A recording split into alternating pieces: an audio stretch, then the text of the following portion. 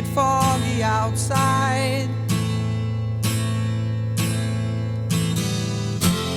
All the planes have been grounded. Ain't the fire inside? Let's all go stand around it. Funny, I've been there, and you've been here. We ain't had no time to drink that beer. Ladies and gentlemen, welcome to the Sandman podcast. I am your host, Brian W. Tosh, joined as always by our resident hack checker, Oliver Fullington. Yo. Our producer and co-host, El Hilo del Hack, Tyler Fullington. And the man whose stories have stories, the hardcore icon. He's got 99 problems, but bananas ain't one. The Sandman. Hack, how the hell's it going today? Dude, this could be the greatest day, greatest week ever in the history of Philadelphia. We're getting a WNBA team in 2030. Yeah, I'm excited for the new arena. I mean, it's about time. We're a great basketball city. It's about time we have a women's team here in Philadelphia. Yeah, and, maybe they'll be better than the fucking Sixers. I think it's not hard to beat the Sixers out. So, yeah, that's exciting. I mean, yeah, why not? It's great. Me and Ollie have been waiting for it for a couple of years now. It sucks we got to wait till 2030, but it coincides with the new Sixers arena, so I mean, I guess it makes sense. For a league that doesn't make any money, they get 2 new teams this year and 3 new teams in the next 3 years. What do you mean? Caitlin Clark's making it rain.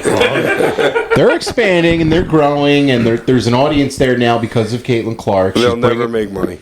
I mean, I disagree. I think they will. Me too. Yeah. No, Angel Reese. Well, they don't pay them anything right now. The girls make like $60,000 a year, like most of them. Rookie I'm pretty contracts. sure. So yeah, now some girls are making like $300K on their contract, Yeah, but obviously it's still not a lot. As the TV money comes in, which is where these sports leagues make their money, and I think that with Caitlin Clark being the draw that she is, there's going to be some big WNBA television contracts doled out, and that in turn is going to make some money into the league. So, I mean, there is going to be opportunity there. They need another Caitlin. They need a Magic and a Bird kind of Juju thing. Watkins is coming up. Oh yeah, I heard next about year. that. She's from USC. Unfortunately, Paige Beckers is somebody that can rival Caitlin. Yeah, Paige Beckers is a rookie this year. She's doing good things. Juju's going to be coming in, I think, next year. The women's basketball is getting better and better, and It's horrifying. Nobody watches. No, it does. People do watch. There's really good ratings out there for Good WNBA. what? AW ratings? Better, heck, there's really good ratings for WNBA. Yeah, like what? They're doing really Don't well. tell me really good. I want to hear like, a number. like rivaling the Stanley Cup Finals, like Caitlin Clark is. All right, come on. You pulled out the Stanley Cup Finals to put it up against? I- Nobody watches Stanley Cup Finals. I would have to pull up some numbers. We'll get this for next week, and we'll go because their numbers are strong. Their numbers are strong, honestly, for a television product. they The got 2024 season saw a record-breaking viewership across ESPN platforms with an average of 1.2 million viewers. That's 170% increase compared to 2023. That's a great rating. 1.2 million is a really good rating. That's a really good rating. What was the total? 170% increase from 2023. I know, but what's the total that watched? 1.2 million viewers. That watches average a game? That was average viewership across the season. That's pretty good. I mean, honestly. I actually would have thought it was half that. Yeah. I mean, I really did. I would have thought it would be like 500,000. I think it definitely helps that I think there's some good-looking women that can ball now too. I think that's definitely helping out a little bit of viewership. But Caitlin Clark has just skyrocketed the whole thing. Yeah, every team should have like a smoke show that can't really play, but you got a starter. And she's got to play like at least like 12 minutes or something like we that. have our starting Dude, if they fought too, if they had like a broad page match. Dude, there's been a Once couple you of got fights so in the many WNBA already I this know. year with the fever. Yeah, heck. Yeah. That's what they need. Shout out You Sophie Cunningham. You got a designated 4, or you got a starting 4 and a designated smoke for each team. Exactly. God. That would be perfect. They would blow up, dude. They would. No, honestly, I think They'd surpass hockey easily. the product has been like Honestly, women's basketball is a much more pure basketball game than like the men's. Men's is like the athletes are just insane. What they can do and fly and dribble and shoot. It's like playing in like the 1970s, late 60s, like girls' college basketball. Last year's WNBA Finals was awesome. Yeah, the Liberty. Like, that was a great series.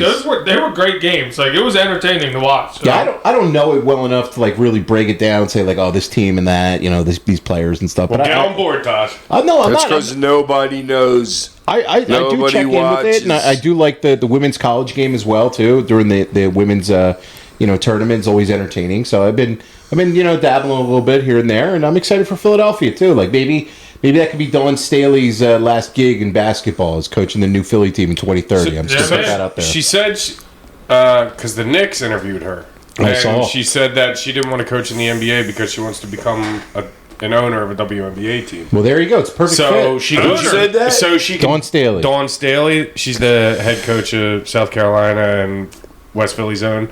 But she could probably be head coach, GM, owner, Jackie Moon of Give her Philadelphia. the keys. Give her the keys to the franchise. Yeah, here you go. Do it all. Why would you want to own a franchise where nobody makes money?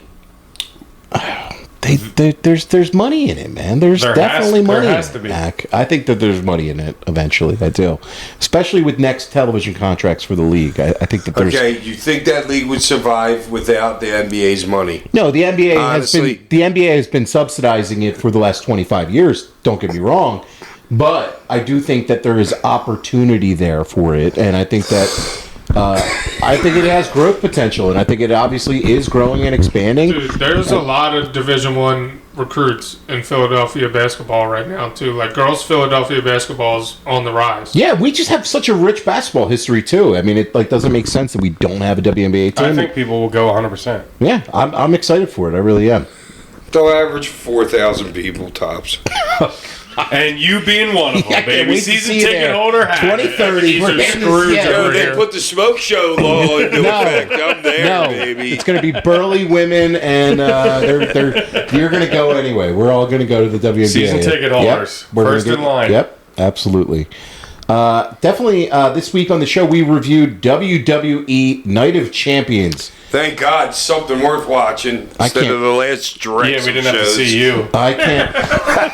Yeah, your drunken stupor around the ring. I can't wait till you hear next week's topic. This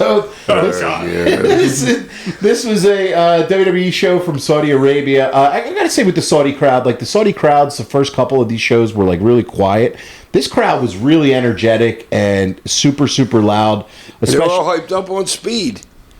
Dude, it's the #1 drug there. You didn't know that? No. Yeah, dude, amphetamines, because they're really on alcohol and stuff like that, dude. That whole country's hopped up on amphetamines. So you see those little kids really in the front? is. They were all jacked up. I mean, those dudes were hopping through the whole thing. That was like a soccer crowd more than like a Saudi wrestling crowd. They do love the wrestling over there. They were rowdy. They were really into it. Like, especially this first match that kicked off the show was the King of the Ring 2025 final between Cody Rhodes and Randy Orton.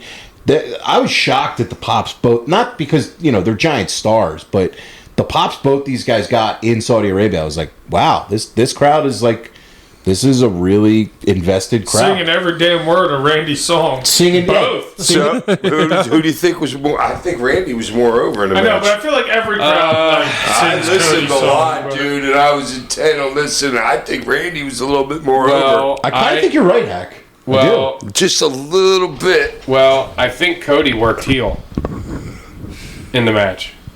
It kind of did a little. No, because there was no heat. Because they skipped all the heat. There was a little bit. He went outside. He was working. What was it? Randy's leg, or he was pulling some heat maneuvers. That was after Randy hurt himself or hurt himself on the superplex. He hurt the back on the superplex, which was great because that cut out a lot of like the storytelling that they had to do. Right. You know what I'm saying? So it's got like, because you're saying if there's got to be a heel and a baby face in a match, that cuts all that out right there. If he hurts himself by himself. No, but he's You know been what I'm working. saying? And of course, Cody's going to take advantage of the injury. He's kind of been selling the back in every match For since too he's come long. back, right? For too because long. we know he had the back injury, and it's like it's his go-to. But And this you is, don't really have to do anything to his. I mean, it's like I was just gonna say, Hack. This is the classic match that you always say is they just did nothing out there. They didn't have. oh my god, nothing. They did nothing. Oh my god, nothing. I'm watching this match and I'm like, Unbelievably nothing. this is the Hack typical match where these guys just did nothing, and they didn't have to because they had everybody invested into it already, and it was just like honestly watching these guys, I'm like, they're master like craftsmen out there. They are so over that you don't have to do anything. Like the moves they executed. I mean, there were some cool RKOs and a couple things like that, but it wasn't anything where you're like, this is blowing my mind work. But they didn't have to. I know. Look at the finish. I actually thought Randy worked more in this match than he had in any match in a pretty long I time. don't think there was any work being done in that match. No, I mean like spot He was wise, like bumping. like He was spot bumping. wise, like I think he was doing more, because Cody's doing the cutter, he's doing it. They were doing spot, like they weren't doing much in between, but it was like spot, okay, hang around, spot, hang around, spot. Like I thought Randy had done more in this than he had probably done in. I mean, when he worked Gunther, Nothing. there was not, and what he's like done previously, I actually thought he maneuvered. I guess I should say maneuvered maybe a little bit more and did more, but with also not doing anything.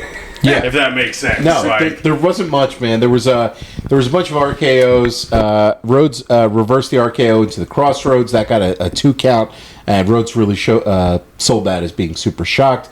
Orton got right back up and hit him with an RKO for 2, and Cody kicked out of that. And then Orton was teasing the punt, and then he finally went for it, but Rhodes got out of that, and he went into a figure 4.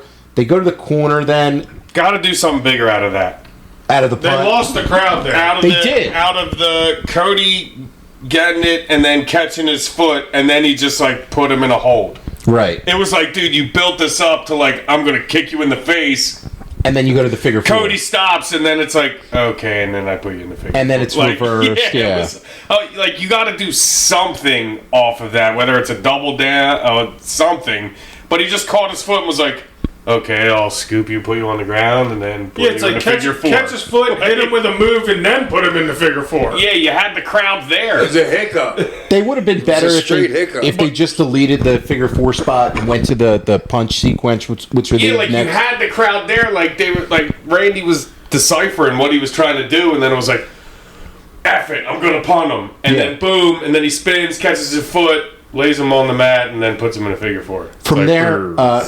from there they did a Cody went for a Cody cutter. Orton caught him with an RKO, and then Cody kicked out of that. The crowd was going nuts at that point, and then Orton was just looking at the King of the Ring crown. Camera was a little close on some of them freaking moves.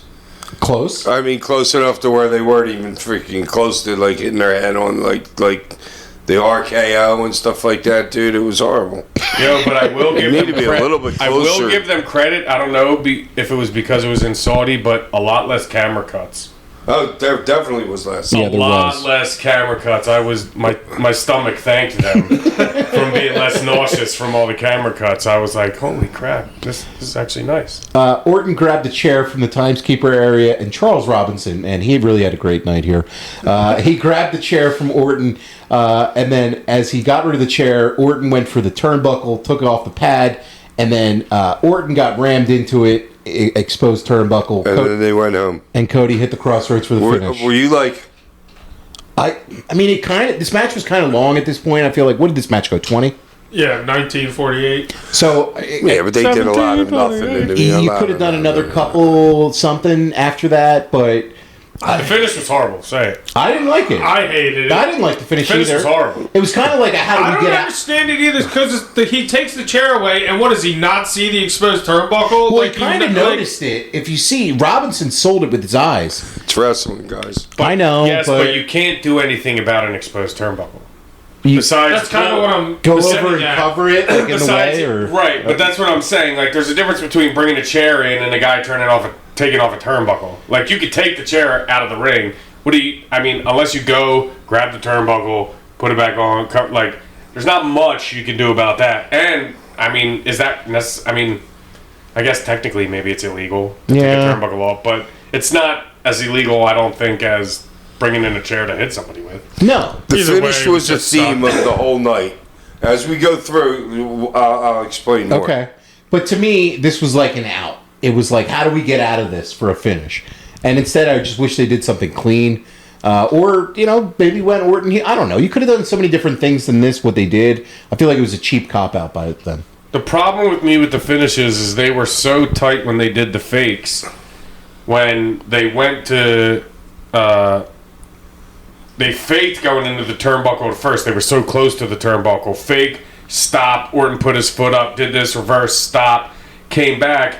And then they were like 10 feet from the turnbuckle, and Cody pushes Randy in, and he's got to take I like hate four, that pushing a man in the back. He's got to take like 4 steps into the turnbuckle and wear it like on his armpit and be like, and then turn He around did sell like, it well all the way. I know, but you're taking like the other one. If you're gonna do that, do it tight. Hit him into the turn, like be 2 feet away, boom, turnbuckle, turn around, boom. He pushed him from way too far away. He had to take like 4 steps. He looked stupid going. You need the people in the upper ramps to see that. Yeah. I got you, but they're watching the monitor anyway. Cody goes over, and then afterwards he puts over Orton on the mic as he gets the crown. Hated that. And you see Orton in the aisleway, and he kind of teases like Double he's gonna, baby. He kind of teases like he's going to come back in, but then he just walks away. I don't know. For me, I liked a lot of the stuff that they did in this, but I really didn't care for the finish. I'm going to go 3.25 star. Ollie? I'm going to give it 3. I mean, it was a really solid match, like, all the way around. It was really, really good. I mean, the crowd was super into it. I mean, they didn't do a whole lot, but you don't have to do a whole lot to have a good match. So, I mean, but the finish wasn't good at all. Would have been way higher if the finish was better. Yeah. Hack? 4. 4? And why a 4? It was a good match. You liked. It was a good match. 2 like super duper guys. You know what I'm saying? Freaking, they don't have to do it. I mean, nobody can really expect them to do much, can they? No, 'Cause they not don't really. have to. No, I know. You know what I mean? It's not like you have high expectations. Yeah. It is what it is. It is what it is, and the But finish. it was solid. It was solid. It was like, super solid. I love your appreciation of work too. Sometimes where it's like the less work, the more you like it. Like almost, it's like I love that match. No, I know. It's a breath of fresh air, dude. I know you it really like is. it. You really like it. Like it's But like we're not doing all these fucking moves to nowhere. it's slowing it down, taking it back, and like kind of just working. So, Ty, what do you give it? I'm giving it a 4 too, and it's honestly a shitty finish away from being a 5 for me. Like, for those two to go out there and really not do anything but really keep me entertained throughout the entire thing. You have the ground, you're fucking in your in your hand. Yeah, and it wasn't like boo boo gaga bullshit. You know, like they worked the match, they did the whole entire thing, and honestly, if the finish wasn't so shitty, I would have gave it a 5. But Yeah. All right. Next up on the show was Rhea Ripley taking on Raquel Rodriguez in a Riyadh Boulevard street fight. So this, I gotta say, man, I enjoyed this one. I thought that these two really busted their asses in this, and Dude, I don't know how people far away from them could have saw who was who. thank you. I was going to say the outfits both were way too similar. Way too similar. Do And they not understand that? How many times do they do that? And I If you don't notice, understand. every girl wore black except one. Was it Oscar? Was she there? Jade. No, Jade. I'm sorry, Jade. Jade. And her Okay. outfit looked great, dude. She With the looked white. like a super. Yeah, She looked like a superhero. yeah, She did. She looked like Like, Storm from the yeah, X-Men. dude. Maybe it was meant to everybody else to wear black for that. You know what I mean? Yeah, But why don't you everybody switch else is fat. Like, sorry, I didn't mean to cut you No. off. But like Rhea's They were all black. every girl. like whole like semi goth persona is black. Raquel's part of the Judgment Day, black. Asuka, I wish maybe could have brought some color. Like, She's but very Jade was colorful. wearing white, little green. so Some. you know. I don't know. I said the same thing. I'm like, these two are wearing the same exact thing. Like, Like, how do I tell? The only reason was because what's her name's hair is a little blacker. Freaking mommy's hair is blacker, more jet and, black. and I think shorter, but yeah.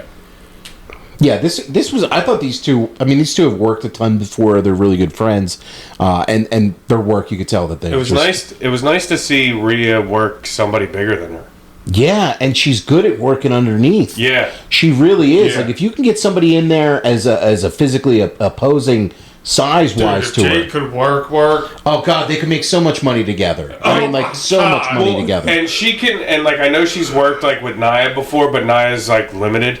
Right. You know what I'm saying? But like it was nice to like I was actually like really impressed with like Raquel in this match because like, and obviously a lot of it probably has to do with Rhea, but it was nice to see Rhea work as like a smaller, you know, opponent in this match. Yeah, I thought Rodriguez was super crisp. Like all her chops and her slaps were like, you know, very physical. She threw some punches at her. There was a really cool. She pulled out a chair and a kendo stick under the ring. Killing Rhea with the top of the cane. Yeah, Begging her to hit her a little further down with the cane. When you watch people utilize the cane, are you always judging their swings and their? Well, no, because they don't know how. I mean. Well, that's what I mean. Are you judging ever? Like, are you? You should run like, a kendo stick symposium. You should down at the performance center. You should run a class. Well, a it's tutorial. Just you don't hit somebody. LFG? You just tutorial, hit somebody with the last like foot of the cane.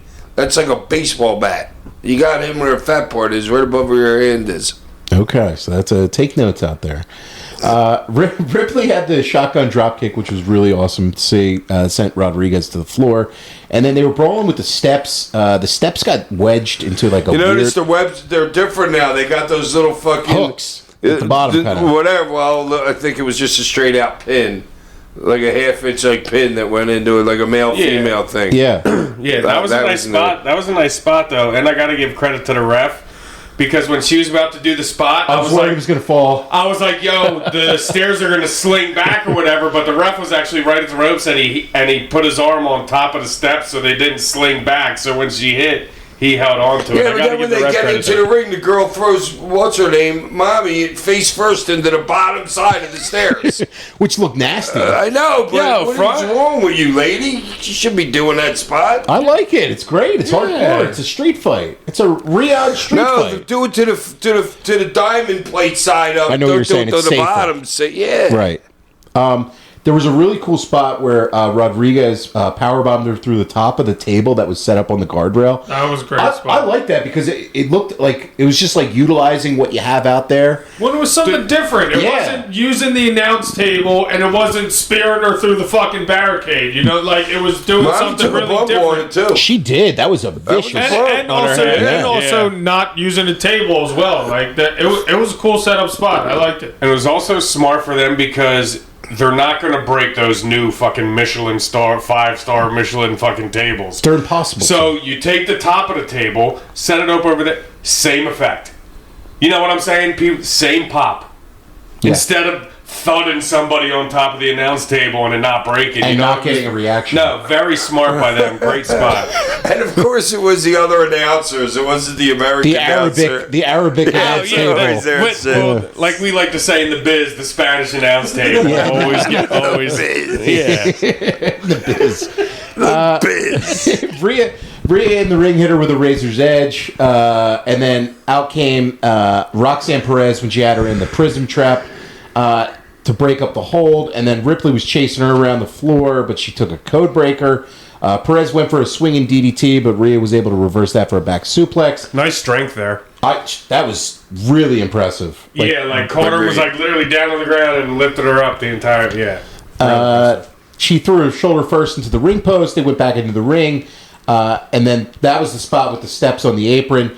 Rodriguez then hit a corkscrew splash from the second rope. Did you notice they messed up on that? It was a little like when she threw her into the turnbuckle. Yeah, it was. Rhea was expecting to go on the one shoulder, and then she threw her on the other shoulder. Oh yeah, that's right. Yeah. Ripley went for a bomb attempt, and then she threw her into the corner table. Rodriguez was like setting up the table, and it was like sitting on top of the top rope. And she like hooked the one leg in, but didn't hook the other leg in. And I'm like, why did you have the wherewithal to hook the one leg in, but not the other? So then the ref's like holding the table at the end when she did the big spot. No, but if you hook the one, it's not going anywhere. You think it's good? Dude, I'm not so. No, I think at first I thought it was a screw up, but then I think it was on purpose.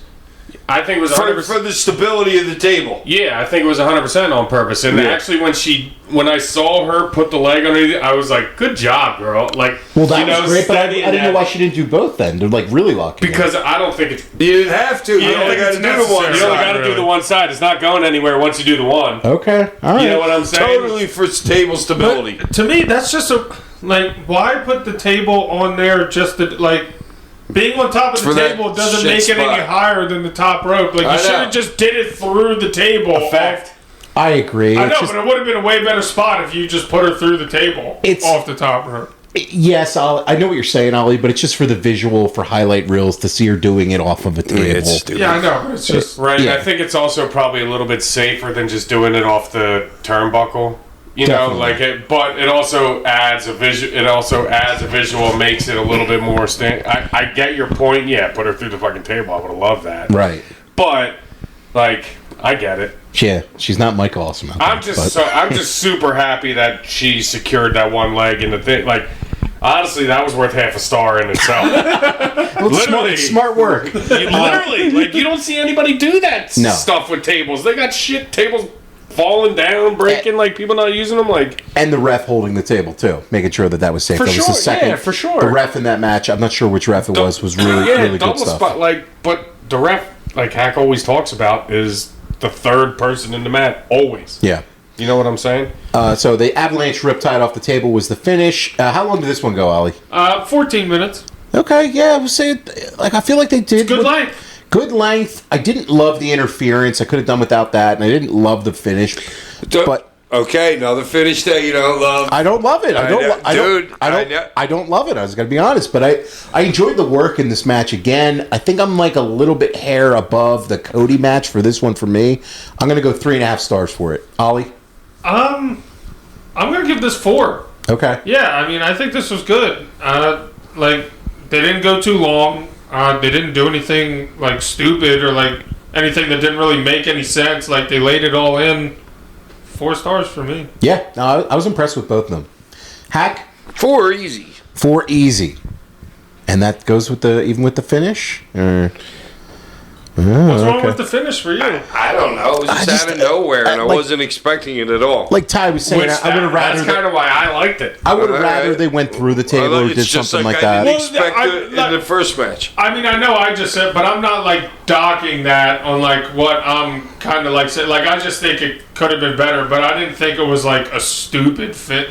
No, it wasn't a stupid finish, but I didn't love that spot, and I could have done without the interference too. But I totally could have done without the interference. They've been setting up that storyline, they've been setting up that storyline or whatever. I like the finish. It was, dude, you give somebody a super bomb off the corner. If Rhea Ripley is giving you a super bomb, giving her finish off. It should the be top the 3. rope. That should be it. Yeah. We've talked about that. I don't to wit's end. I like it. I was actually happy with that. I wasn't what I'm saying? That to be it. Yeah. I was like, what? But that's my point. That's why I like it, because I wasn't expecting it. What? I expected that to be the finish after she hit it. I was like, I think I almost halfway didn't, just because of what we've seen previously. Exactly. Not earlier in the night. Thread through the night. Watch, it's the same in another match too. But 3.5 stars. Good work all around. I was happy with Raquel's work, and Rhea, being a smaller opponent. I really like what she does. Dude, she lays everything in. She does. I love what Rhea's doing right now. Yeah, it was a good dynamic. I would love to see those two mix it up even more. Yeah. Up next on the show was Karrion Kross taking on Sami Zayn. So there was a lot. Why? Yeah, why is right, Hack. There was a lot of talk on Twitter. Sammy's over in Saudi. Sammy's super over. There was a lot of talk on Twitter the week before about Karrion Kross and how he doesn't take flat back bumps because he has an injury.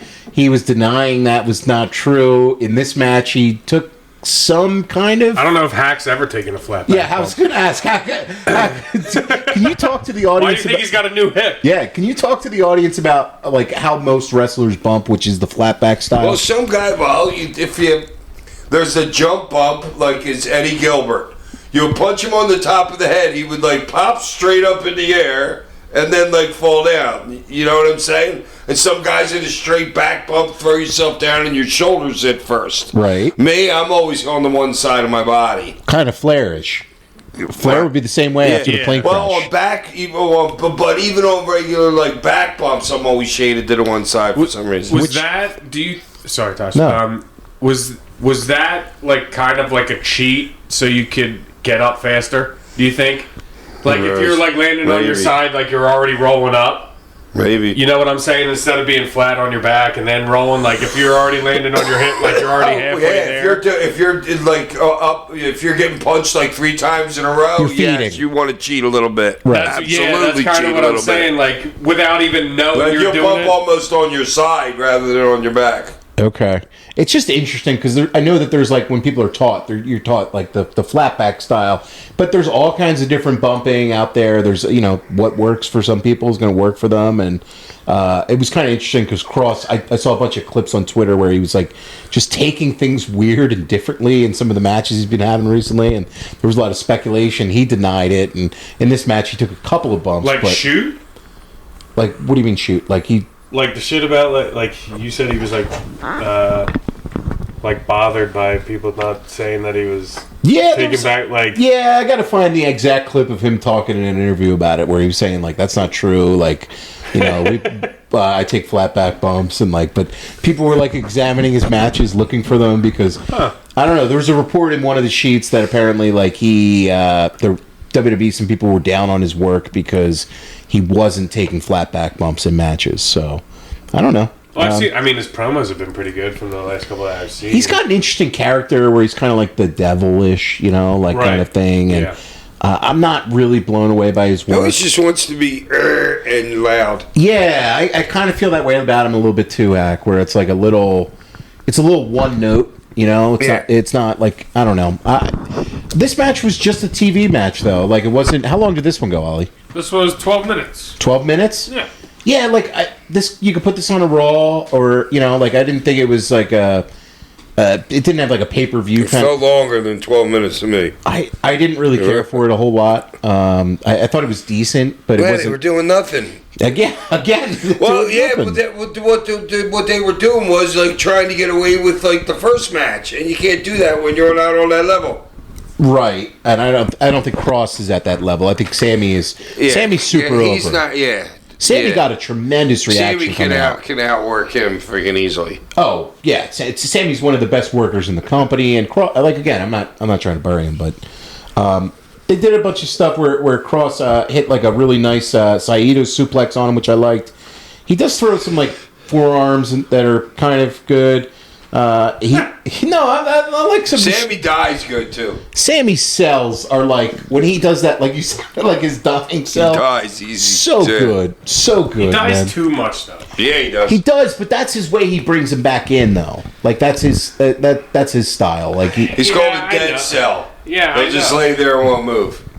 But you can't give me dead and then give me that finish. I know what you're saying. It's one thing if you give me that dead cell in a blood feud match with Kevin Owens. But the finish was only really him running behind him and giving him the boot, right? From being a corpse. That is. That's what I'm saying. I know, but at least he didn't do like shoot him in and do this. I'm just saying, like you can't go being hot, like in the ICU to haluva kick 1, 2, 3. Well, I don't know. So yeah, Zayn went for the haluva kick, but then Cross got him in the cross jacket sleeper. We already went through the end. We don't need to hear this one. Oh my God, you're killing me. He hits with the haluva kick for the finish afterwards, after doing the 3 arm drops. I just didn't understand why this match was happening. I'm like, what is going on here?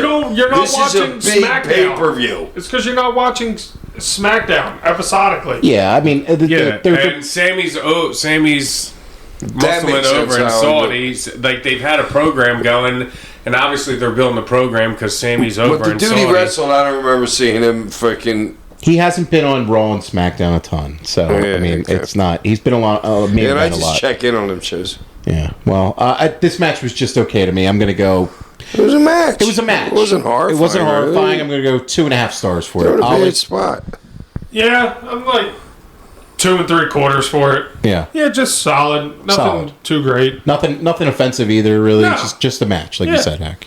Hack, what do you give it? And I was wondering why he was coming out there with that shit on his head. I thought they were going to be pissed at that, but then because he didn't know Sammy was Muslim. Yes. Yeah. Well, yeah, I didn't know that. I'm like, what's that dude doing wearing that? Is he trying to get eat or something? No, they're not doing anything of that sort. Well, Sorry. I don't know. That's what I don't know. But I knew they wouldn't like it, an American doing that. No, you got to be genuine. Yeah. I give it a 3. 3? Ty? Yeah, 2.5 for me. Yeah. Not a whole lot there. Up next was the WWE Men's U.S. Championship match between Jacob Fatu taking on Solo Sikoa. And, man, this one was... I didn't love all of this interference again. Like, it kind of took me out, and I feel like... You're just waiting for it to happen. I'm You like, are. Is this like the steady thing that's going to happen now? 5-minute interlude in the middle of championship matches? It kind of like they have gone to the well so many times now with this, and interference totally has a place and time in wrestling. You need to do interference. You have to. It's great when you do interference. We do. But runners. there's a new brother, dude. There's another. That's right. It's another Hikaloa or whatever his name is. I forget. But He's been in New Japan for a while. he has. Yeah, I think he's Meng's son. It's just too much of the run-ins, and it's like you just wait for them, and you're basically educating your audience to not care about anything until 15 minutes in or so. I could just tune out until the run-ins start because I know it's not going to be a fucking finish. You know, Yeah. So you're poorly educating your audience to expect finishes and teach work kind of to them by saying like. Oh, you know it's not going to matter until the finishes start up, until the run-ins start happening. And I do think they did, maybe not work necessarily, but the cameras did a good job of catching them and or Solo being like, I loved you.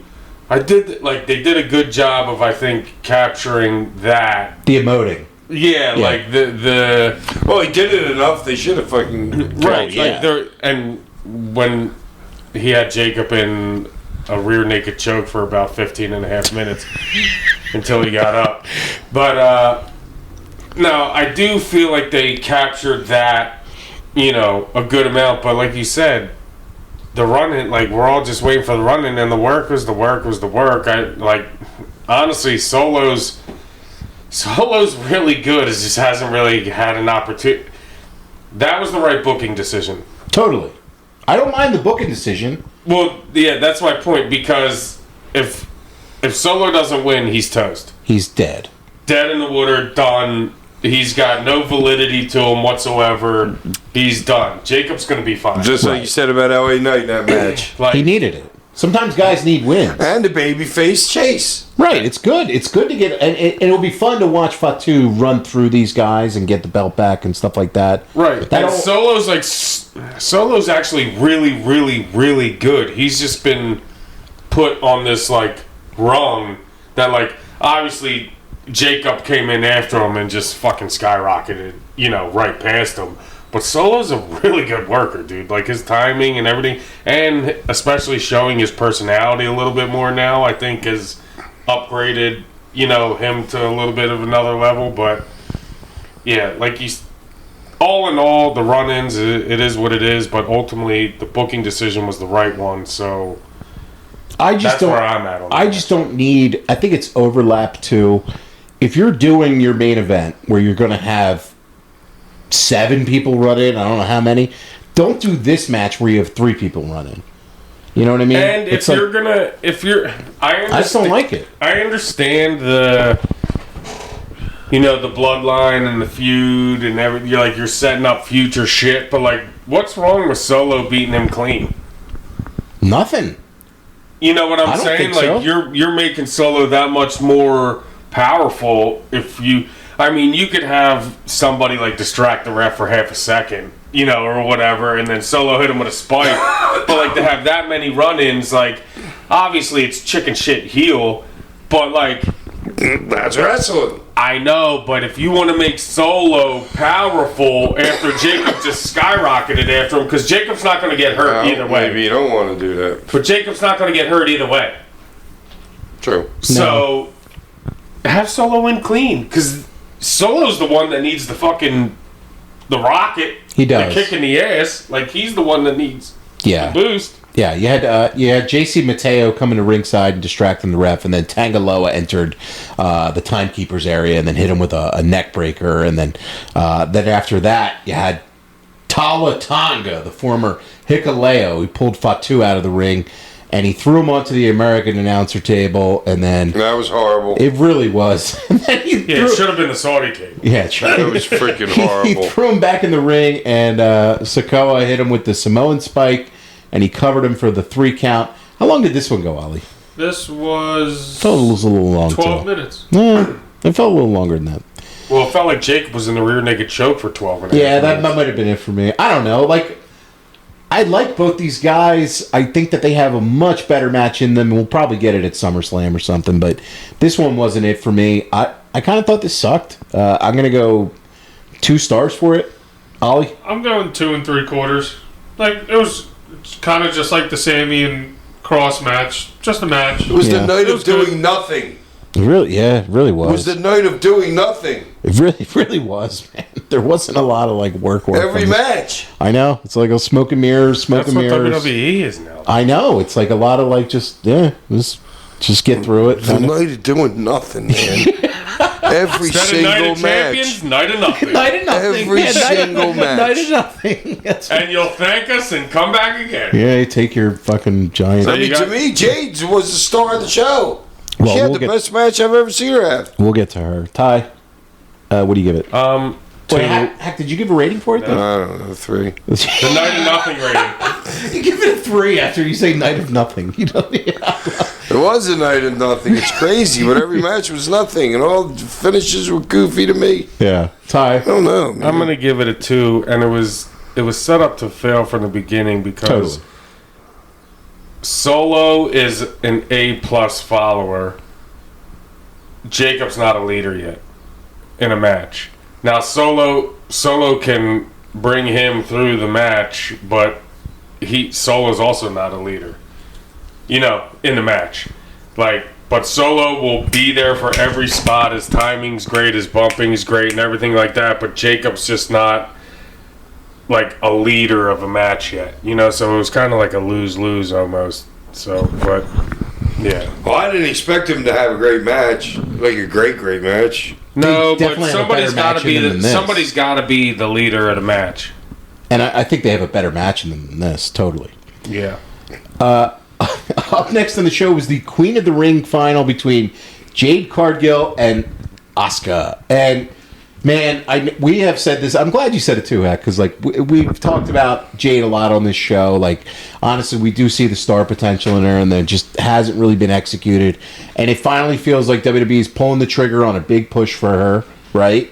She's getting this big rocket now. Finally, as a singles push. Get the championship match at SummerSlam. Championship match at SummerSlam, and they're really. Who's that against? I am assuming. We don't know yet. I'm going to assume Tiffany, though. Right? I don't know. But Oh, dude, Tiffany's as big as her.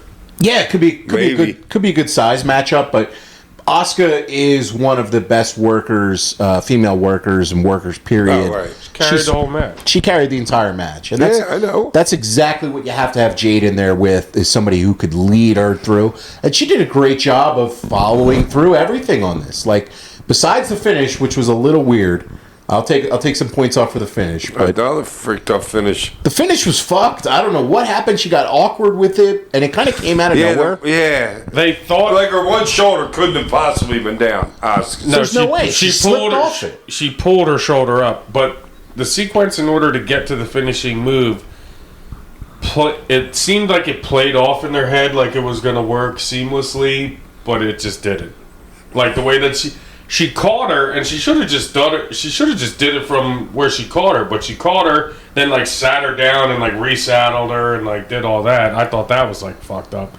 It was, I think, Jade's best match that she's had in Ever. yeah, maybe. Singles. But Easily. she I don't know how nobody's got in her head about, dude, she's got to stand up. I know, she's so hunched over, it's a joke. Yeah, like she's so hunched over and Always looks hunched stupid. over. Like she's got to Every stand move. up. And it gets worse with her and Asuka. Well, the best thing about her working with Asuka is her kick. Has to kick Asuka in the face. She's so short. Well, I didn't like when she hit her super kick on her when she's supposed to be selling that leg too. I didn't like that, but that's like whatever. It's wrestling stuff. Yeah, it's like she was selling her leg for the first like 5 minutes and then just completely stopped. Right, and that's wrestling. It happens all the time. But It's horrifying. The pump kick didn't look horrible. no, it didn't. She hit the pump kick. It almost looked like Asuka caught her foot and then she like shoved her down to the ground. So like it wasn't seamless, but it looked better than it has before. But yeah, she's just always like hunched over. Like hunched over, She's like a little gorilla wrestler. doing everything. You know what I mean? Like an Oompa Loompa or something. Yeah, like just hunched over. She's got to because like Nia's tall and like Nia gets beat up at times, but she's never hunched And over. her shoulders are rounded. You know what I'm saying? She's down like she that. needs to get those shoulders back, man. Yeah. Yeah, Get like that back Nia's straight. big and gets beat up at times, but she's still always tall and strong looking in what she's doing. I don't know. But she looked great, dude. I wanted to do her. She looked great in that outfit, dude. That was a great outfit. She looked like a superhero. Yeah, Like, She was really on like did. the new and improved like a Marvel WNBA starting movie. five. Yes, absolutely, totally did, and that's the thing with Jade. Jade has such a star look to her, Dude, that she's it's got a great look. It's impossible. That's the most frustrating thing about the whole ordeal about her. Well, you just have to push her to find out, right? Like you gotta at some point. You've invested this in her, so you just got to see what it is, even if it flops. Did it with Hulk Hogan. Treat her like Hogan or like a Sid or like whatever. Get what you can out of her. You know, treat her like a Goldberg. I think a lot of it has been the booking of her. Like I don't think they've helped her with the booking a lot. But you know, she should be used as an attraction more than like a. You know, Yeah, but the thing is like Hogan never looked stupid. Like no, I'm just saying like for the most part though. no, I'm just saying like he kept it simple. Like Right. you know, doing shit like that. Like now, like they got her doing springboards off the top rope and stuff. I'm Yeah, like, what the like- fuck is she working like this for? Right, She doesn't need exactly. to do this shit. She should be Right. doing power slams, shoulder blocks, clotheslines. That's it. and stand tall. Yes. Like that's the thing. It's tough because the girls that she works with are used to working with girls the same size. Like, and even with Nia, like Nia's a platform for those girls. They use her as a pogo stick and run around, you know, do whatever. And Nia's a good base. Yeah. You know, like she is not a great base right now because she never stands tall. Yeah. She's never like big. But love her look, love her aura, love her presence, love everything about her. It's like it's gotta translate. I just wish they wouldn't, like, I think the part of the problem with wrestling a lot of times that I have of modern wrestling is everybody tries to work the same instead of trying to work different. And Jade should try to work different than Yep. everybody. And I agree. because that's how you be a star, is you stand out, you do different stuff. And instead she's like, what are they teaching in the performance center? Why is she doing moves off the top rope with springboard?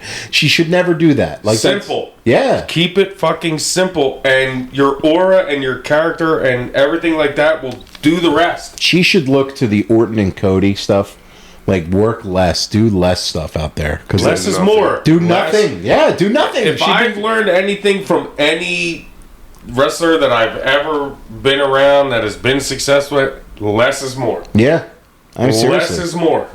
I mean, they're bringing Goldberg back, and like, if you just look, Dude, I'm like shocked. well, if you look at Goldberg, like you say, And they're sticking him with what's his name? He's got to be Gunther. bummed too. yeah, but like I'm saying, you bring Goldberg back. Goldberg is your example of what to do for Jade. Just have her run through people. Like, don't work. How long did this one go? It was pretty short, but 8.5. 8.5. Yeah, but after Goldberg, the way he talked in that freaking in that what was the biography or whatever, when he said he called the kick on Bret Hart, and Bret's like, dude, we never talked about that move ever, and he knocks him out, ends his career, and he's like, oh well, I called it. You know what I mean? How much respect can he have in that locker room? Not much. Not much. No, but it just draws money. Yeah. I know, but I don't know. I wouldn't bring him in. I don't know. Yeah. I think Triple H would know No, that. but Jade should literally Maybe be these young working. kids. She should be working like Gunther. Yeah, not much. Just do a sleeper. You know what I mean? Powerbomb. Yeah, powerbomb. Get good at chopping. Chop the shit out of people. Right. Yeah. No. Yeah. I use your agree. physical presence, like Nia. Yeah. Nia does that. Yeah. And I guess Stands back, looks big and tall, and beats people up. shoulders always back. And I don't know. I guess. I mean, Jade's such an athlete. I mean, I'm pretty sure she was like a college basketball player, and like she's done some other stuff. I don't see that girl bouncing a basketball. No, she was like a college basketball player. I'm like she was almost wrong, 100% positive. But They were 0-16.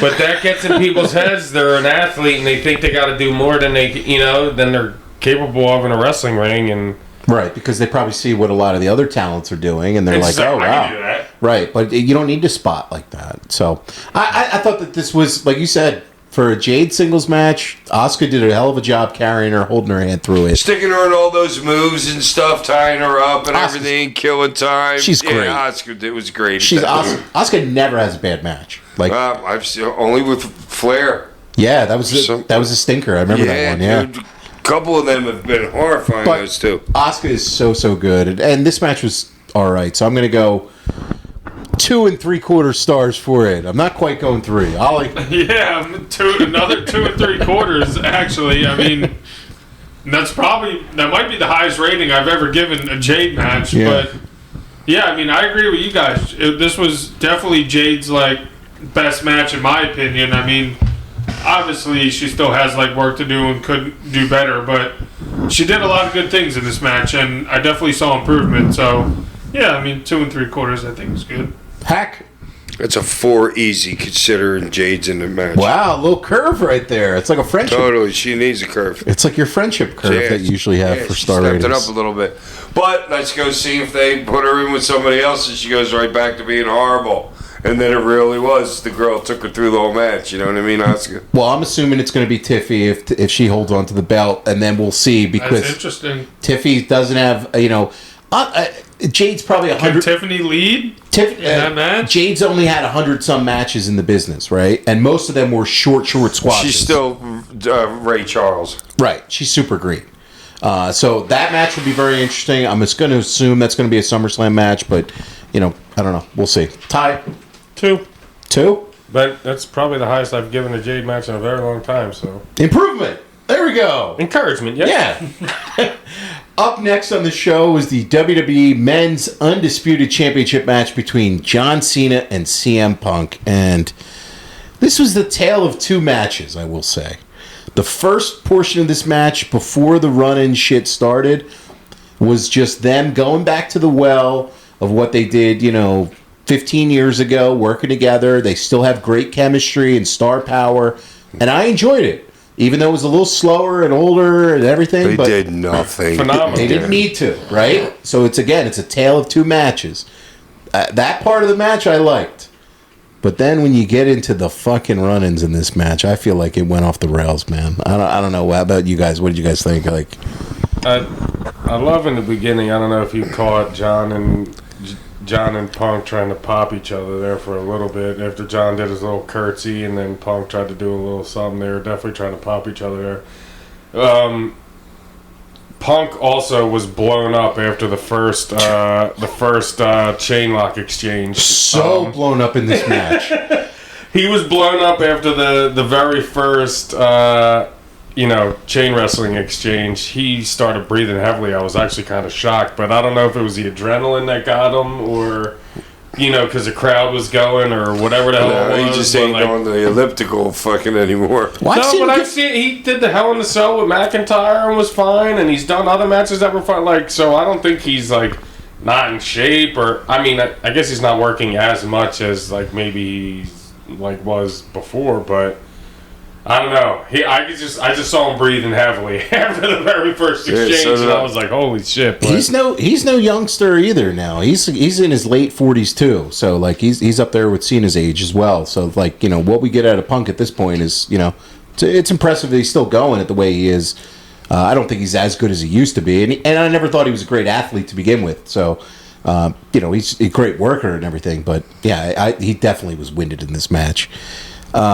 And sometimes you see, like, his macho elbow. I don't know if he needs... Dude, he sniffed It's the the shit out of most Cena with that horrifying one. thing ever. we might need to nix that one out of his repertoire. It's great. It is. It's so bad, it's great. That's why he probably still does He it. just stiffed the shit out of John. Just to with that pop the boys in the locker room. Was there anybody you remember that would stiff you on elbows and stuff, Hank? Oh, yeah, Kevin Thorne. He didn't even have to come off the top rope. That stiff prick. Oh, my God, he would kill you with a basic elbow drop. The vampire would get you Oh, really my good. God, he would kill you. That dude was so stiff. He's a big fucking dude. He was a monster. Yeah. He was bigger than me. Oh, that's great. They did a bunch of stuff with some STFs, Anaconda Vice, rolling over that into an AA, and then another STF, and there was another AA kicked out. Punk kicked out again at a 2 count after a third AA, and then Cena went to go grab the belt. But as he got the belt, Cena went for another AA, and Punk reversed that into a GTS, and Cena kicked out at 2. So this is just like kicking out a finisher, kicking out a finisher, kicking too out a much of finisher. And it just, you've totally, like, again, nobody's buying your first finish now. At all. It's not a finish. Yeah, but none of the other matches did that tonight. Well, no, the first They're match out did. of nowhere. The first match did. The first match had Cody Yeah. kicking out of RKOs and stuff. But and- not as much as this. No, this was spam. It was spam of the finishes. Punk had another GTS, but there was no ref at this point. I forget what happened to the ref. How'd the ref get bumped there? I don't know, but what's his name took a great bump. Well, He we'll took get to the- that. It was he- the highlight of the match. He took the shoulder tackle. He took the shoulder tackle, yeah. Or no. That was later. We were talking about Charles Robinson. No, Later. no. Oh, The first ref, he took the Punk moved, and Cena hit him with the With shoulder. the shoulder tackle Gotcha. in the Okay, ring. yes, and then yes. Cena's office linebacker, Charles Well, he Robinson, gave him- into the front row. He gave him the Monty Brown pounce period. Which Dude, is the is bump Charles of the year. Robinson okay? Does anyone I know don't if he's know. all right after that? He's 62 goddamn years old. He's your age, Hack. and he took Dude, that was a bump. hell of a bump. Yeah, great Cena bump. chucked his ass. And he's outside running down the ring the whole time, too. He's looking over. We'll get to Oh, that. he was happy as shit getting that on, to taking Oh, that absolutely. bump. But the first ref sold this ref bump until the finish, which was probably 15 minutes or how many minutes They in make between? the refs look so weak. Like, I know it's They're a ref. supposed to be. They're not strong wrestling men. Like, dude, I know it's A a little ref. slap, they should be down But for it's like like, a dude, half hour, dude. a ref will get like backed into a corner and he's like down for like 5 minutes, and it's I like, know, he gets a little butt in his gut. I know, and it's he's like, oh, gee, I will come give on. him credit though. It was perfect timing on the finish though. Well, so here we go. When he hopped up, Yeah, it was great. flawless timing. It was on the great finish. timing for that, but like at this point now we get Seth Rollins, Heyman, Bronson Reed, and Braun Breaker. Did any of you expect Seth to come down with the briefcase? I didn't. I didn't, but I I didn't care didn't for it either. anyway. And I'm not saying you didn't care, yeah. but Glad he had it. I was actually, but I was actually caught off Big guard. surprise. so I know. I was actually caught off guard when he came. I was like, oh fuck, yeah, all right, Yeah, I was a little caught off guard. Too. this is something you said, Ty, a couple weeks ago when we were talking about Money in the Bank and Braun Breaker, right? If you're talking about this stable with him and Heyman and Rollins, you should try to elevate the younger guy. Well, Braun Breaker now is relegated to this lackey role, coming out with the music. And you said it a couple weeks ago, and I'm like, he's a lackey now. And I'm like, I don't know if that's this role is really elevating him. from Well, you what he gave was him that doing. fucking rocket right up his ass, and then it was like, all right, kid, now you're back down here. I mean, he's in his waiter outfit doing spears and stuff, Yeah, but it's well, like, maybe because when you serving get that rocket up your appetizers. ass, you got to actually perform a little bit. Maybe he's not ready to perform a little bit. you think this is them internally saying, like, yo, let's... Hey, well, let's not blow this kid's fucking this big push that we gave him. You know what I'm saying? The ego let him too train much. Besides, let him learn from Paul too. Yeah, I can see that. I But, can totally see that. but, like, instead of his music and stuff, he's coming out with Rollins and everything. So it's like you And Bronson Reed, I get, like, Right. that's like his aura, like that's his thing. They It could have feels found. They could have found somebody else to do, like what Braun Breaker's doing. right now. Put the kept other, the push put on the him. other dude in the bloodline, the new dude. Hikuleo? No, the other guy that looks Oh, like JC Bronson. Mateo. Yeah, Yeah. They could have brought him in with that. He doesn't need to be in the bloodline. Right, he could have been another heavy for Rollins Yeah. instead of Braun. Right. And then Braun could be doing something else right now as a singles, right? Like, I don't know if he's getting this rub from being Paul Heyman's guy. No, he's not at all. And I don't like this stable. Like, I don't think this stable is... It seems haphazard thrown together. It does. It does. It seems forced. And, like, Rollins as a top heel to me doesn't really... Like, don't get me wrong. Rollins is a great worker. The crowd is very into, like, singing his theme song. I don't believe in him as a top heel guy. I really don't. As your top heel. Because he's half-assed baby. That maybe the size thing. I don't know what it is, but it just never has clicked for me, at least, as him. Maybe that's why they gave him Heyman and this stable. I think it is, but I don't think it's worked, and I don't think it's working now. No, I don't, because Seth doesn't need Heyman. You are lessening Heyman, like you're taking away from Heyman's skills, and I think also Seth's skills by putting them together. Rollins doesn't need a mic guy. That's my point. Yeah, and Heyman's like kind of being hush hush, and Seth's being like Seth's been so dominant on the mic that like why is he going to give it off to Heyman? You know what I'm saying? And vice versa. Yeah. So like the more I think about it, I think like they probably should have went with Heyman and Punk at Mania if you were going to break away Roman and Heyman. Like, you know, hindsight's 2020 because Punk to me, I'm kind of like, this babyface run. When are we going to get to see heel CM Punk? Which is like, you know, where I think where he really can bring it on the mic and really do some great work. Because CM Punk is a heel, so I don't know. Well, Cena was going heel, so right then it would have been yeah.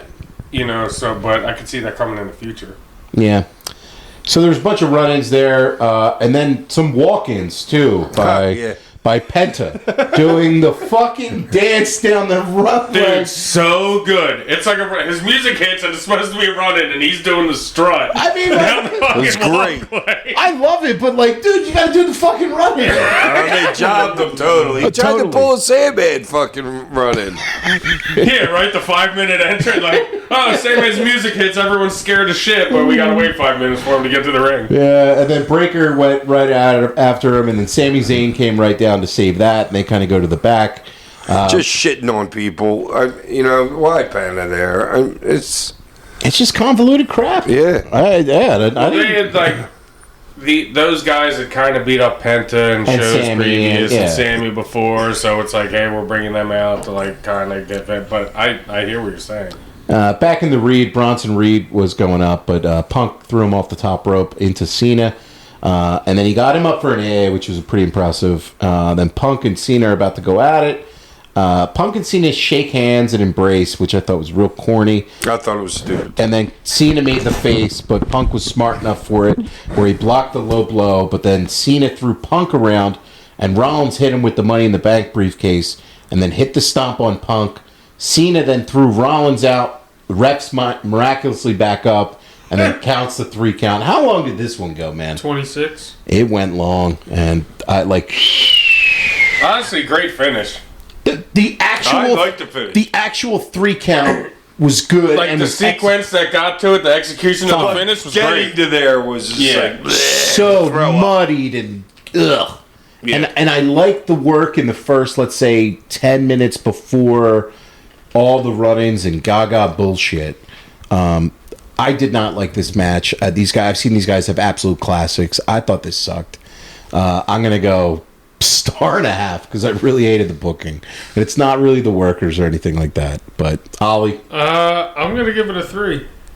Okay. I think it was really, really solid. Like you said, I really liked the first half of it. I mean, the run-ins, whatever about it. But, I mean, the finish of the run-ins was really, really good. And the timing of it was great. So, I'll give it a 3. Hack. I think it's a 4. You liked it. I didn't know. Because I hate the run-ins. I hate the run-ins and everything. But freaking, that's a main event, dude. It is a main event. The star power. I'm not arguing with that. Like, it is, but I just feel like the booking of it, you're just doing a disservice to these guys. Well, I don't know. I didn't think anything was that... I was disappointed in the whole pay-per-view. So was I. Yeah, so was I. What about you guys? Well, we'll do our numbers after this. Ty, you said you're disappointed in all the like bells and whistles. Is Cena Punk at this point? But they could have just went straight and done the Cena belt shot finish.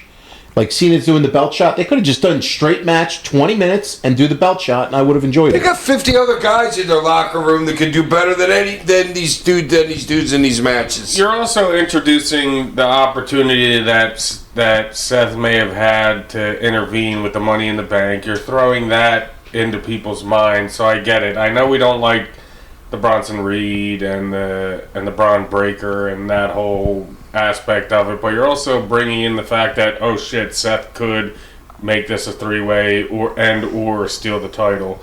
So that aspect I get.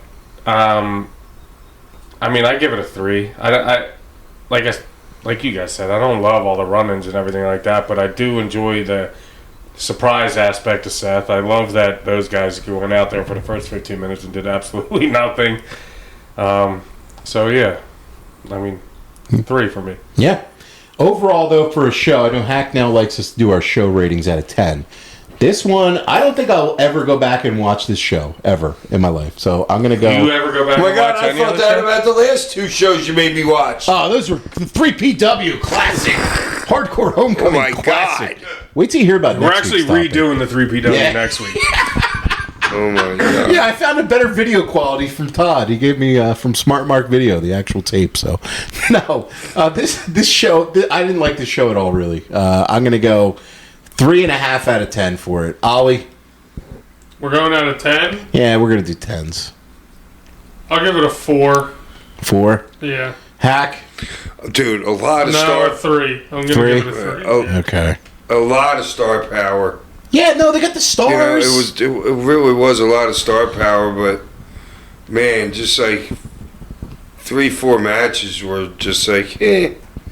But if it, I mean, you'd shit on them if it wasn't who was actually in the match. Totally. You know what I mean? You can say that about anything. Well, but what do you give Not it out of every 10? match. What do you give it out of 10, Hack? I don't know, 5. Okay. He's so nice. He's a nice guy. That's a nice... I'm giving it a 5 out of 10. Okay. I really enjoyed the first match. Yes. All right. The last match was fine. Raquel and Rhea was good. Yes, it was. Okay. Sammy and Karen didn't really care for. Jade and Asuka was, whatever, but... Sammy. But 3 out of the, 5 matches I was entertained by, so 5 out We're of 10. right out of the 1970s NWA book. There you go. So They really were. They kind of were, man. Can't wait till we get next week's show. Next week on the show, God. we are reviewing ECW on Sci-Fi episodes 3, 4, and 5. There's a lot of wild ECW on Sci-Fi shenanigans. Hack, Kelly! yeah, Kelly. Hack, you have some interesting segments on these shows. There's a lot going on with RVD and Sabu getting pulled over, and there's also an absolutely fucking insane Ric Flair and Big Show match on episode 5. That is, Yes. I swear to God, this match is fucking great. And I cannot wait to review The these next highest week. back body drop ever It's a fucking by Flair. It is a fucking great show. So we are reviewing those I 3. won't be able to find it. You will on Peacock. Don't worry. I'll walk you through it, buddy. Don't worry. As always, send in listener questions to sandmanpod@gmail.com. Please leave a name and a town. That's all that Hack ever asks for.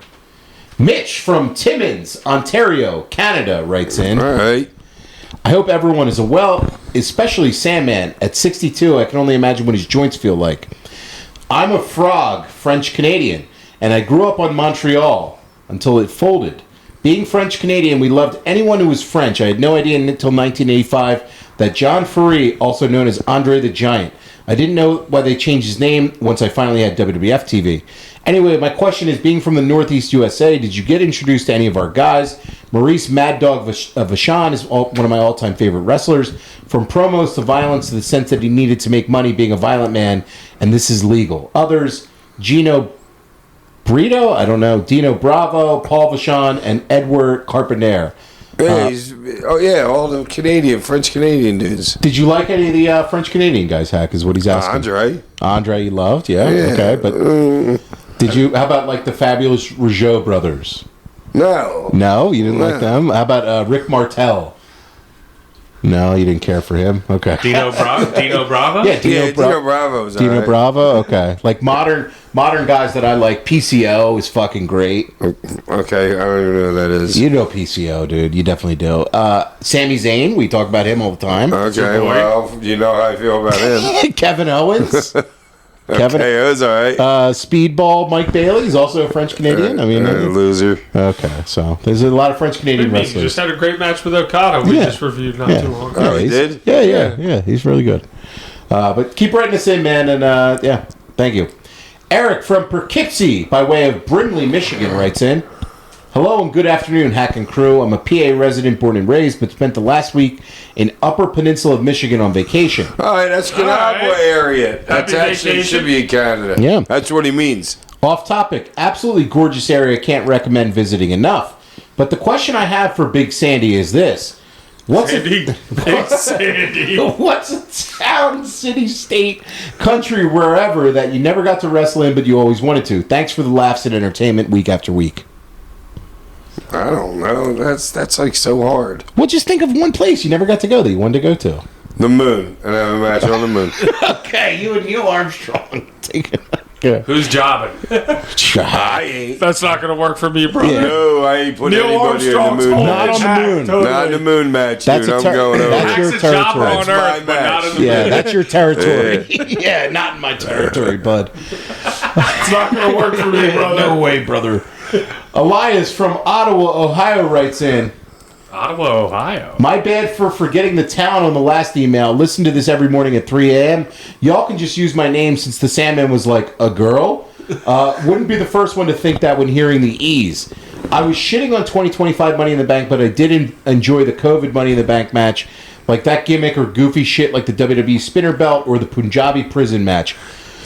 I love the Punjabi prison match. Who do y'all think would win in a no DQ tag match? The Sandman and Rey Mysterio versus Tyler and Dominic Mysterio with Ali as the ref and Tasha on commentary. Oh, me and Ray fucking easily. No way, you're jobbing, dude. You are eating All the right. pin. First things first, I'm not taking no bumps. Wow, no bumps. No, I'm just- You're the ref. bumps. You No got ref bumps for Ollie. You got to be involved in the finish. The ref Ali has to be involved in the finish. Me and Dirty Dom can come up with some stuff. I think so too. I kind of like this program. Horrifying. I think it's good. Yeah, you would be. You know, no, it's Hack 619 both of these at the same time. You and Ray would You be high on almost died ecstasy. doing the 619. I know. I tried it once. It hurt so bad. You'd be trying to get Ray to go I back to thought I could 99. do it so You'd be easily. taking the Dom Mysterio would be pinning you. Yes. Would he you was- guys come out with dual gas masks? That's, Yes. Dom Mysterio's legs are about as thick as freaking some small girl. Oh God! You Oh, yeah, great diss. awful job. Yeah, great Terrible landing. How are you Yeah, gonna get bigger than a mouse. How are you? You fucking loser. How are you gonna get to Yeah, the you moon? lost immediately Yeah, on you're that, done. and you're So taking the small girl. and you're taking the pin. Yeah, you're a jobber. Some small girl. Fucking moron. Yeah, you what a bum. Oh God. Dude, we gotta use that as a drop. We That's will. a great You drop believe me, right we there. will. So, Oh God. that was fucking great. Bob from Broomall writes in, Bobby. hacking the pussy cats. To answer your question, Why'd you say it like that's how he wrote it with a bunch of dots. To answer your question, Hack, Angelo is a Philly legend, and yes, I've been to the Wing Bowl. Yes. So many tits and a free T-shirt. Mm-hmm. Then we wandered over to cheerleaders for kegs, kegs, legs, and eggs. Easily the worst titty bar experience I ever had. Should have been called kegs and sausages with a girl-to-guy ratio. Pretty sure we wound up at Charlie's Dream after that and got a lap dance and a tugger from a stripper who would have benefited from a darker room. Well, Did he have a sausage? I would have benefited from a darker room. well, you get what you pay for before noon at the nudie bar. Thanks as You always. better believe that. The breakfast shift is bad, dude. Breakfast shift. Oh, it was bad. Oh, my God. Yeah, but not on a day like And Wing Bowl. You think they have the egg? Lou Turk's breakfast shift was horrifying. Oh God. Oh, the they were turkey so farm? bad. All right. Brian Mills from Say it with me, Hack. Calgary. Alberta. Canada. A small woman's legs. I only like to do it on my own I'm accord. sorry. I thought you were going to join I'm not in. your parrot. I thought you were. He's like, yeah. Say it with me. Want to crack? I'm just going to say that. Losers. What's up, Toshin Hood and his merry men? Hope you're doing well. I love the names. Keep them names coming for all of us. It's great. Hope you're all doing well. The podcast continues to get better by the week, and it definitely makes Monday go faster. Thank you, man. My question this week is to everyone as usual. One of my many gripes with modern wrestling is the booking of world titles. It feels like you can predict every title match winner in both companies outside of maybe 2 matches a year. I think it was better back in the early 2000s when title changes occurred more frequently, and there was a sense that Triple H, Kurt, Taker could beat Rock, Foley, Austin at any time they wrestled, even on TV. Now it feels like Cody was only ever going to win the belt at Mania and lose the belt at Mania. None of the matches in between had any sense of danger because you knew these guys weren't winning it. Same is true in AEW from what I understand. Nobody recently feels like a challenger to Moxley. I think it makes the title scene very stale and dull, and they should go back to having multiple title switches per year. I kind of agree. I think you need to educate the audience with like a surprise one here and there. So I would definitely like to see maybe title changes a little more often. You know what I mean? Especially with how many stars are in like the company. It's like, you know what I mean? Like anybody can really lose to anybody. Right. Like on any given night. You know what I'm saying? I mean, as far as like matches go where you really don't know what's going to happen. I mean, the one coming up between Tony and Mercedes Moné is like my most. I think it's coin flip, right? Yeah, where like I can't really predict or like foresee, but and you know, there's no choice of Cody losing the belt for that year. Most likely, every time he wins it. You know that he's not losing. Same with Cena. Like I think maybe You it's just SummerSlam know he can they're lose. not losing. Right, and I think there's a healthy medium between hot-shotting, which we saw in the 90s when companies were, WWF and WCW were hot-shotting every week almost. So there's a healthy medium between that and going into, like, what they've done now where it's like these title runs are, like, it's almost year long. Yeah, but these are big companies, and for you to get your motors going behind them, like making the championship dials and all that shit, by the time those things are coming to market, you're telling me you want to put another guy as the champion? You follow what I'm saying there? Yeah, you're saying you can't within 6 months. It might take 6 months till all that merch actually, once a guy gets a championship, you know what I mean? Let's say it's 6 months before that hits the stores, and then you want to take the belt off of them and put it on somebody else 7 months later. Yeah, but if you already have that schemed in, let's say you're title switching at WrestleMania.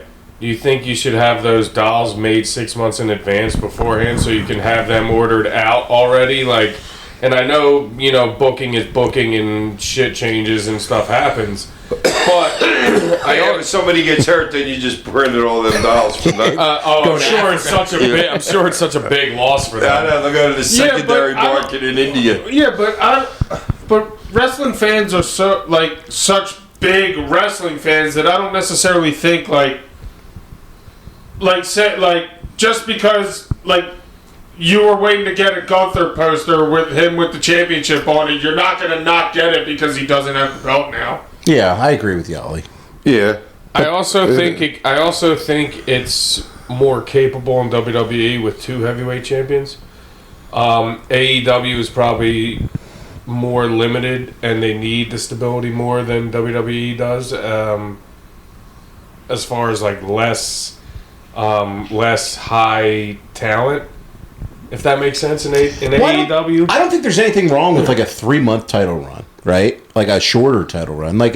Just surprise them. Give one on TV away a year. I think it'd be better to and Then if you miss TV, be like, fuck. They changed the world title on TV this week. Like I need to watch. I was just gonna say, and change the title on, Changing the world title on TV. Wow. Yeah, change the title on Raw every once in a while. Oh, well, see, but Raw's a big ass show. It's not like freaking like back in the day, like when you're But doing that's what we're saying. Like nobody expects that. But then, like, why would you ever watch it? Why would you ever watch a title match on Raw? Right. It's a foregone conclusion. You know what I'm saying? Like, what's keeping you there? They don't just even have for them. the entertainment. Like what? Like you know what I'm saying? Apparently. Yeah. But nah, I mean, I agree. Great question. He also had a second question. Who is everybody's favorite Entourage character? For me, it's Drama. Keep kicking ass, boys. My favorite Entourage character, I'm going to go really out of left field here. I'm going to go Rufus. Do you remember Rufus? Yes, he was a dude that fixed up the cars or something Yeah, like he fixed that. up the cars. Turtle's trying to bang his daughter. And, no, my real favorite is it's Drama. Drama's the obvious Dude, answer. it's got to be Ari. Ari's one of the best characters Ari's ever on television. Amazing. I love Ari, but it's Drama to One me, of the man. best characters ever on television. I gotta go, Ari. Oh, okay. I'm on Drama Island here, man. I fucking figures. Like Ari. You don't like Drama? Yeah, I've the guy heard you say jerking off on the, while the whole world's Dude, watching. I've heard you say victory before. Ari and Lloyd, man. Ari and Lloyd. Yeah, some good shit there. Fucking good shit. Ryan from Massillon, Ohio writes in. Hey, Ryan. Hey, We'll be Hack. up that way August. Hey, Hack and the Hack Asses. Question: Have you thought about doing a Discord server for the fans, able to connect with you guys more? No, that's it. That's a good suggestion. I didn't understand a word what that was. A It's Discord, like something? Discord. It's like a messaging app. Yeah. He also said, video version of Pod When. Love the show, guys. It makes me laugh so much. 4 stars because y'all the boys. Yeah, dude, Thanks, just give me a DM. Yeah. We are working on it. We I are. just found out what one of those is from him the other day. You didn't know what a DM was? No, he had no idea. I was talking about people being in people's DMs. He's like, I have no idea what you're talking about. What's a DM? Now the video is a work in progress. We're working on some We're things. working We on had some we had stuff. some shorts come out. We're having some There's some technical long pants coming difficulties. out. We we're working on our own here. Not a bunch of computer geniuses, but we're getting there. We're getting there. Heart Attack Rick writes in. Okay. What's up to the awesome Hack Street boys and the That's a good one. Yeah. and the Fucking Rick. and the infamous Nicole Bass impersonator? Rick back at it again. Got to report my shitter pipes are fixed. Hopefully for now $7,000 later. I did watch Night of Champions, but honestly I can't remember fucking any of it, and I'm too fucking lazy and not interested in rewatching it. So I'm gonna pick on someone this week instead, and I picked that motherfucking Gunky, yo. Gunky, when are you gonna get your head out of Jabba the Slut's ass and put down the doobie and finish the fucking video portions of the greatest wrestling podcast out there so we can watch Hack flip the fuck out over that fat fuck Simon Diamond? Wow. Oh, Gunky catching Gunky. strays. Now I gotta Who's be, Jabba? Jabba the. I don't know, Jabba. He's just Jabba. Yeah, from Gunky's catching heat here, and that's unfair. I want to say there's 100% responsibility in things. Gunky's on a learning curve right here. I'm normally behind the camera. Yeah, he's behind the camera, but hold on a second. I will give Gunky 25% of the blame here. And I will also say, because we're getting the studio ready upstairs, that's 25% of the blame. And I will take 50% of the blame because if I'm project manager, I got to manage this project better. So I don't give the heat to Gunky. I'll take the heat for this. We're working on video. No, don't act like you're a martyr, right, Scotty. I know. Ty, thank you, because I was getting ready to say. Yeah, no, That's bold. I'm taking the heat. fucking forgive me, It's all forgive my Raven, fault. forgive me, it's all me. That's what management does. You fall on swords, Hack. Okay? I kind of like it, heel gunk. No, you're not. You are a baby. Heel gunk. Dude, you are a gunk. You are a baby, dude. You already look like heel gunk, Kevin from Dayton, Ohio writes in. Kevin. A lot of talk on Twitter regarding the greatest wrestler ever debates. Yes, That's- I knew I was in it. Oh, I don't know about this, but not me. he said Hack has been in the ring with a ton of legendary all-time greats. Oh, great. Interested in seeing who Hack considers to be the best he's ever worked with. So the best that you've ever been in the ring with, Hack. I think that's a future show idea. Like I could see it. I think that's a great. I like that. I mean, I think I know his answer, and it's probably not know. even close. I don't know if it like The best what? The best wrestler or the best over guy? Well, best over guy's got to be Austin. I mean, that's. But best guy, I mean, RVD. It could be RVD. It could be Lawler. It could be Funk. I mean, I thought it was Terry, and it's not even close. Yeah, right? Funk, Lawler. Yeah, there's a lot of guys in there. I mean, if we went through your cage match and got everybody you've been in the ring with, I wouldn't remember him. Snooperfly Snooker. I mean, dude, you've been in the. Dude, you've been in the ring. Ivan Koloff. You've been in the ring with The Samoans. Some who's fucking who's. Yeah, like seriously, think about that.